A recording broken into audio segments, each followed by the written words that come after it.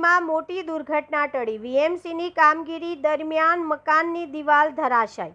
Container દિવાલ સાથે અથડાતા સર્જાઈ હતી ઘટના। પરિવારનો આબાદ બચાવ। સ્થાનિકોએ તપાસ અને જવાબદારી નક્કી કરવાની કરી માંગ। વડોદરા શહેરના તુલસીવાડી વિસ્તારમાં આજે એક મોટી દુર્ઘટના ટળી હતી।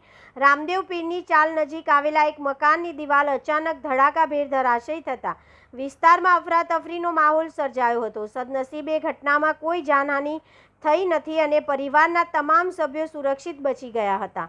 પ્રાથમિક માહિતી મુજબ વડોદરા મહાનગરપાલિકા દ્વારા વિસ્તારમાં શૌચાલય માટેનું કન્ટેનર મૂકવાની કામગીરી ચાલી રહી હતી। આ દરમિયાન કન્ટેનર મકાનની દિવાલ સાથે અથડાતા દિવાલ ધરાશાયી થઈ ગઈ હતી।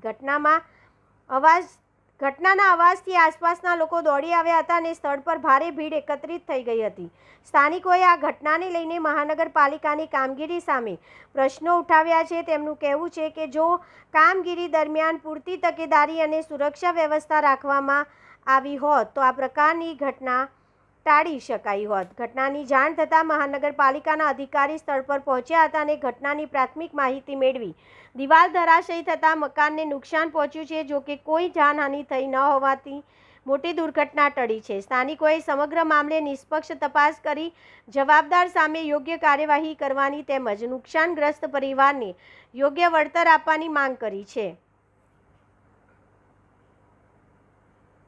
કોટ રામદેવ પીરની ચાલી છોકરો હૂતો તો ખાટલા ઉપર અને અવાજ આવી ગયો તો એકદમ નાસીને બહાર ભાગી ગયો। એ એકલા જ રહે છે। એના મમ્મી નર્મદા ભવનમાં કામ કરવા જાય છે, કચરા પોતા કરવા। એમને કોઈનો સહારો નથી, એકલા જ રહે છે। અને આ છોકરો 24 કલાક માટે બીમાર રહે છે।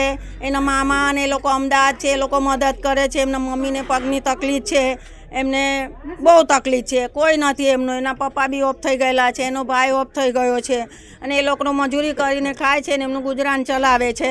હમણાં જ મકાન બનાવે છે, વ્યાજમાં પૈસા લઈને ખર્ચો કર્યો પણ પાછું હમણાં એકદમ જ પડી ગયું તો છોકરો બચી ગયો છે। એના મમ્મીને બોલાવા ગયા છે નર્મદા ભવન, તો એમના મમ્મી આવી રહ્યા છે। એ સુધરાઈનું પેલું સંડાસ કરવાનું એ મૂક્યું ને એનો ધક્કો વાગી ગયો ને એટલે એકદમ પડી ગયું। ગૌરીબેન દેવજીભાઈ સોલંકી।